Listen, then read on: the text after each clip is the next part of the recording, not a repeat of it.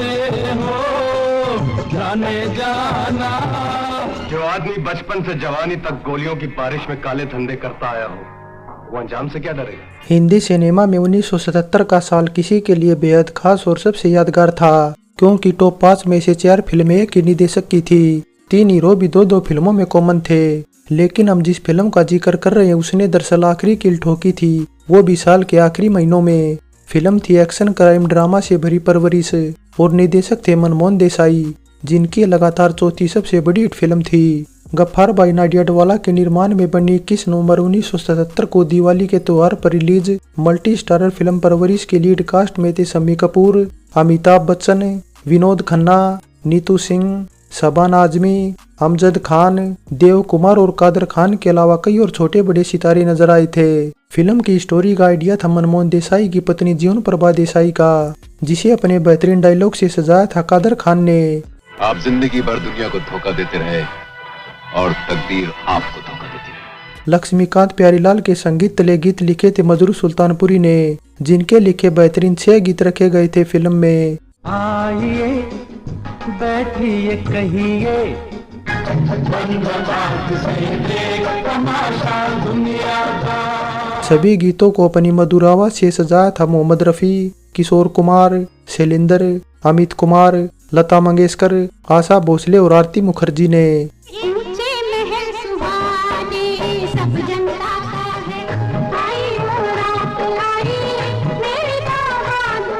Film परवरिश का गीत संगीत अच्छा था और ज्यादातर गीत पसंद किए गए थे, लेकिन फिर भी जाते हो जाने जाना और हम प्रेमी प्रेम करना जाने सबसे ज्यादा पॉपुलर गीत थे। हम प्रेमी प्रेम करना जाने। 2 घंटे 42 मिनट की फिल्म परवरिश को IMDb की तरफ से मिली 6.8 रेटिंग बताती है कि गीत संगीत के साथ इसकी कहानी में भी दम था, और रिलीज के बाद बॉक्स ऑफिस पर इसने कितना दम दिखाया उससे पहले नजर जरा इसके बजट पर डाले तो बजट इसका अप्रोक्सीमेट 1.25 करोड़ रुपए के आसपास रखा गया था, और रिलीज के बाद ऑल ओवर इंडिया ये 3 करोड़ 75 लाख रुपए की कमाई कर साल की चौथे नंबर की फिल्म थी। वैसे साल की सबसे कमाऊ फिल्म की बात करें तो मनमोहन देसाई के निर्देशन में बनी मल्टीपल हीरो वाली अमर अकबर एंथोनी और दूसरे नंबर की फिल्म धर्मवीर की कमाई के आसपास कोई फिल्म नहीं फटक सकी थी। साल 1977 दरअसल निर्देशक मनमोहन देसाई का गोल्डन पीरियड साल माना जाता है, क्योंकि साल की टॉप 5 फिल्मों में से 4 उन्हीं के निर्देशन में बनी थी। अमर अकबर एंथोनी, धर्मवीर और परवरिश के अलावा चौथी फिल्म चाचा भतीजा थी, जो साल की 5वें नंबर की फिल्म भी थी। हालांकि सभी फिल्मों में परवरिश रिलीज होने वाली आखिरी फिल्म थी। वैसे साल के शुरुआती मेन त्योहार सितंबर महीने की ईद और दिवाली जैसे बड़े और खास त्योहारों पर मनमोहन देसाई ने कब्जा कर रखा था। सभी फिल्मों की कमाई को मिलाकर देसाई ने रिकॉर्ड तोड़ा निर्देशक रमेश सिप्पी का, जिन्होंने सन 1975 में 15 करोड़ रुपए कमाए थे। हालांकि उनकी ये कमाई सिर्फ एक फिल्म शोले की थी, और जबकि देसाई की 4 फिल्मों की। हालांकि इसके बाद भी देसाई की फिल्में टॉप पर रही, लेकिन ऐसा साल उनके लिए फिर कभी नहीं आया, क्योंकि इसके बाद उन्होंने साल भर में इतनी फिल्में कभी नहीं बनाई। वैसे बनाई तो इससे पहले भी नहीं, साल भर में उनकी केवल एक फिल्म ही रिलीज होती थी। लेकिन साल 1977 एकमात्र ऐसा साल रहा जब उनकी 1-2 नहीं बल्कि पूरी 4 फिल्में रिलीज हुई थी, और सभी एक से बढ़कर एक हिट और ब्लॉकबस्टर भी थी। हालांकि बैक टू बैक इतनी फिल्में बनाने से देसाई जरूर इसके बाद रेस्ट करने के मूड में थे, इसलिए उन्होंने परवरिश के रिलीज के बाद पूरे 2 सालों तक रेस्ट किया, और फिर साल 1979 में फिल्म सुहाग के जरिए एक बार फिर टॉप पर आ गए। मनमोहन देसाई की ज्यादातर फिल्में मल्टी स्टारर होती थी, और 70 का दशक आधा बीतने के बाद तो उनकी ज्यादातर फिल्मों के हीरो अमिताभ बच्चन ही होते थे। और सन 77 में बैक टू बैक 4 फिल्मों के बाद दर्शकों में भी उनकी फिल्मों को लेकर दीवानगी सिर चढ़कर बोलने लगी थी। हालांकि फिल्म परवरिश के साथ रिलीज हुई थी सरानी के निर्देशन में बनी कॉमेडी फिल्म चला मुरारी हीरो बनने, जिसमें कई बड़े सितारों ने स्पेशल अपीयरेंस भी दी थी। लेकिन इसे क्यों रिलीज किया ये बात समझ से परे है, जबकि ये सभी को पता था कि मनमोहन देसाई ने दिवाली वाला स्लॉट पहले ही बुक कर रखा है। वैसे फिल्म परवरिश अमर अकबर एंथोनी से पहले बननी शुरू हुई थी, और जंजीर, रोटी कपड़ा और मकान, शोले और दीवार जैसी फिल्मों के बाद रातों रात स्टार बने अमिताभ बच्चन को मनमोहन देसाई ने रिजेक्ट कर दिया था। लेकिन निर्माता गफ्फार भाई नाडियाडवाला नहीं माने, जिनके दबाव में देसाई को मजबूरन अमिताभ को कास्ट करना पड़ा। लेकिन इसके बाद देसाई अमिताभ के काम से इतने इम्प्रेस हुए कि जब उन्होंने फिल्म अमर अकबर एंथोनी बनाने की घोषणा की तो उसमें भी अमिताभ को कास्ट कर लिया। वैसे दोनों फिल्मों से जुड़ी एक बात यह भी है कि फिल्म परवरिश की शूटिंग अमर अकबर एंथोनी से पहले शुरू हुई थी, लेकिन रिलीज बाद में हुई, वो भी तकरीबन 100 दिनों बाद।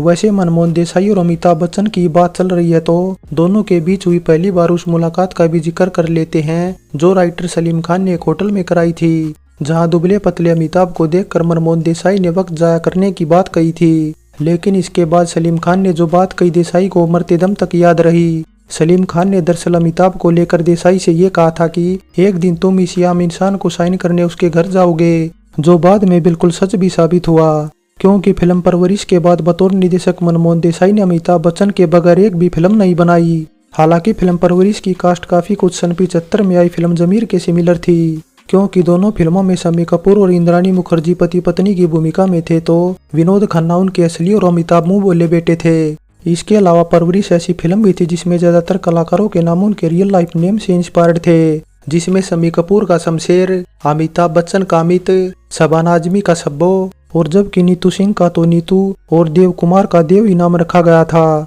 वैसे परवरिश टाइटल से रिलीज होने वाली यह दूसरी हिंदी फिल्म थी। पहली सन 1958 में रिलीज हुई थी, जिसके बाद साल 1975 में मिलन प्रोडक्शन ने भी अनिल धवन, योगिता बाली और महमूद को लेकर फिल्म परवरिश की घोषणा की थी, लेकिन फिल्म फ्लोर पर जाने से पहले ही रद्द हो गई। हालांकि सन 77 की परवरिश के 11 सालों बाद जरूर 1988 में पहलाज निलाली ने पाप की दुनिया टाइटल से इसका रीमेक बनाया, जिसमें अमिताभ बच्चन और विनोद खन्ना की जगह सनी देओल और चंकी पांडे थे। वैसे निदेशक मनमोहन देसाई परवरिश फिल्म की shooting Amar Akbar Anthony film के साथ ही कर रहे थे। यहाँ तक कि मुंबई के आरके स्टूडियो और रणजीत स्टूडियो में एक की शूटिंग खत्म होने के बाद दूसरे की शुरू हो जाती थी, क्योंकि दोनों फिल्मों में अमिताभ बच्चन, विनोद खन्ना, शबाना आजमी और नीतू सिंह कॉमन थे। हालांकि अमर अकबर एंथोनी में जहाँ विनोद खन्ना पुलिस इंस्पेक्टर थे तो फिल्म परवरिश में अमिताभ इंस्पेक्टर की भूमिका में थे, इसलिए दोनों को रेडी होने के लिए बस कपड़े ही बदलने थे। इसके अलावा फिल्म परवरिश के गीत हम प्रेमी प्रेम करना जाने को लेकर दर्शकों की तरफ से कुछ किस्से कहानियां भी सुनने को मिले थे, क्योंकि दरअसल इस गीत में अमिताभ सफेद सूट में थे और विनोद खन्ना ब्लैक में, इसलिए दर्शक अमिताभ को अच्छा और विनोद खन्ना को बुरा कहने लगे थे। वैसे फिल्म परवरिश को लेकर ऐसा कहा जाता है कि पहले से अमिताभ बच्चन और राजेश खन्ना के साथ बनाया जाना था। राजेश खन्ना को देसाई ने फिल्म ऑफर भी की थी, लेकिन उनके नखरों से तंग आकर देसाई ने उन्हें निकाल कर विनोद खन्ना को ले लिया, और विनोद खन्ना भी ये पूछे बगैर कि फिल्म की कहानी में उनकी भूमिका क्या है, जाने बगैर ही फिल्म करने को तैयार हो गए, क्योंकि उन्हें पूरा भरोसा था कि कोई भी फिल्मकार उनकी भूमिका अमिताभ बच्चन से कमतर नहीं रखेगा। इसलिए ऐसा कहा जाता कि विनोद खन्ना इकलौते ऐसे हीरो थे जिन्होंने अमिताभ के बड़ा स्टार बनने के बाद शायद ही कभी कमतर भूमिका की, क्योंकि विनोद खन्ना की भी फीस उस टाइम अमिताभ बच्चन के ही बराबर थी, और वे भी अमिताभ की तरह नंबर 1 के दावेदार थे। तू मुझे अपने जाल में नहीं फंसा सकता अमित, मैं इतना बेवकूफ नहीं हूँ। वैसे फिल्म परवरिश को लेकर शॉटगन शत्रुघ्न सिन्हा भी दावा करते हैं कि राजेश खन्ना के जाने के बाद देसाई ने उन्हें फिल्म ऑफर की थी, लेकिन वे तब बदलाव के दौर से गुजर रहे थे, इसलिए मल्टी स्टारर फिल्मों से अलग वे खुद को बतौर सोलो हीरो साबित करना चाहते थे। लेकिन जब बतौर सोलो हीरो शत्रुघ्न फेल हो गए तो 70 के दशक के आखिरी सालों में वे फिर से मल्टी स्टारर फिल्में करने लगे थे। इसके अलावा अमजद खान की भूमिका के लिए भी देसाई की पहली पसंद शेख मुख्तार थे, जिन्हें साइन करने के लिए देसाई ने उनकी सभी शर्तें भी मंजूर कर ली थी, लेकिन बावजूद इसके मुख्तार बिना किसी को बताए हिंदुस्तान छोड़कर पाकिस्तान चले गए, जिसके बाद देसाई ने अमजद खान को साइन कर लिया, और अमजद इसके बाद बैक टू बैक उनकी सुहाग, नसीब और देश प्रेमी जैसी फिल्मों का हिस्सा रहे। वैसे शोले के बाद अमिताभ बच्चन और अमजद खान की ये साथ में दूसरी फिल्म थी, जिसके बाद दोनों की जोड़ी ऐसी जमी कि अमिताभ बच्चन के साथ जिस फिल्म में अमजद नजर आए उनमें ज्यादातर फिल्में हिट थी। हालांकि अमिताभ से उम्र में केवल 2 साल बड़े अमजद फिल्म परवरिश में उनके पिता की भूमिका में थे, जिसके बाद निर्देशक मनमोहन देसाई ने उन्हें अपनी अगली फिल्म सुहाग में भी कुछ ऐसी ही भूमिका दी थी।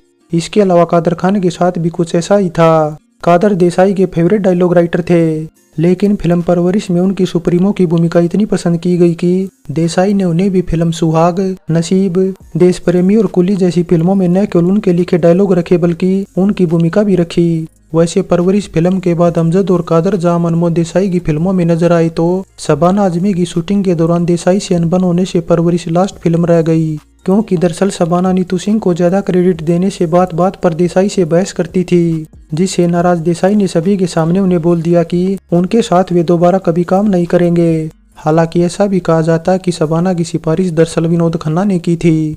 वैसे मनमोहन देसाई की फिल्मों की एक खासियत ये भी थी कि उनकी फिल्में हीरो के बचपन से शुरू होती थी, इसलिए फिल्म परवरिश में मास्टर टीटो और मास्टर रतन ने अमिताभ और विनोद खन्ना के बचपन की भूमिका की थी। लेकिन मास्टर रतन जिन्होंने फिल्म में विनोद खन्ना के बचपन की भूमिका की थी, इसके बाद देसाई की अगली फिल्म सुहाग में अमिताभ बच्चन के बचपन की भूमिका में थे, और जबकि टीटो ने शशि कपूर के बचपन की भूमिका की थी।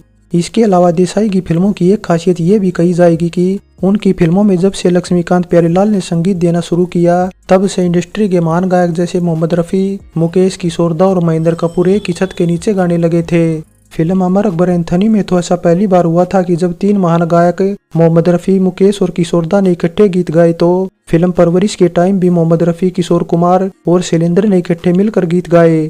लेकिन गीत गवाने में संगीतकार लक्ष्मीकांत प्यारेलाल गलती कर बैठे, क्योंकि 50 और 60 के दशक में मोहम्मद रफ़ी शम्मी कपूर के लिए एक तरफा गीत गाते थे। दोनों का कॉम्बिनेशन भी जबरदस्त था। लेकिन फिल्म परवरिश में ऐसा नहीं हुआ, क्योंकि हम प्रेमी प्रेम करना जाने गीत में शैलेंद्र शम्मी कपूर की आवाज बने थे। वैसे मनमोहन देसाई ने फिल्म परवरिश के सभी सीन पर काफी मेहनत की थी। कुछ सीन तो उन्होंने दोबारा भी शूट किए थे, जिस वजह से फिल्म का बजट भी बढ़ गया था, और बजट और भी ज्यादा बढ़ जाता अगर देसाई क्लाइमैक्स में पनडुब्बी वाला सीन फौरन में शूट करते। क्योंकि दरअसल हुआ ये कि देसाई ने under water climax sequence scene जल्दबाजी में शूट करने के बाद खुद ही रिजेक्ट कर दिया, इसलिए वे इसकी शूटिंग विदेश में करना चाहते थे। लेकिन उस टाइम देश में लगी इमरजेंसी ने उन्हें ऐसा करने से रोक दिया, जिसके बाद उन्होंने स्पेशल इफेक्ट के जरिए थोड़ा बदलाव कर सीन को पूरा किया, और पनडुब्बी का अंदर वाला सेट भी एक स्टूडियो में ही तैयार करवाया। वैसे फिल्म परवरिश की कामयाबी का अंदाजा इसी बात से लगाया जा सकता है कि फिल्म अमेरिका के साथ सोवियत संघ, ब्राजील और पुर्तगाल के अलावा कई देशों में रिलीज की गई थी। तो ये तो बात रही फिल्म परवरिश के अनसुने किस्सों की। अब बात फिल्म फेयर की भी कर ली जाए तो 25वें फिल्म फेयर में फिल्म परवरिश को एक नॉमिनेशन तक नसीब नहीं हो पाया था।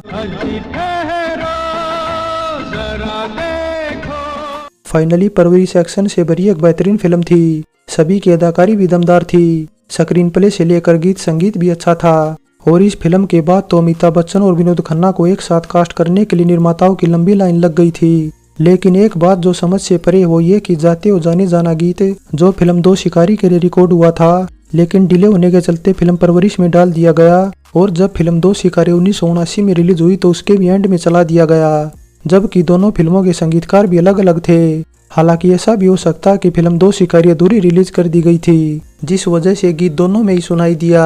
ओल्ड इज गोल्ड में फिल्म परवरिश पर हमारी ये पेशकश कैसी लगी नीचे कमेंट कर बताएं। अच्छी लगी है तो लाइक और शेयर करने के साथ चैनल सब्सक्राइब करें। तो चलते हैं, फिर मिलेंगे एक और नई वीडियो के साथ।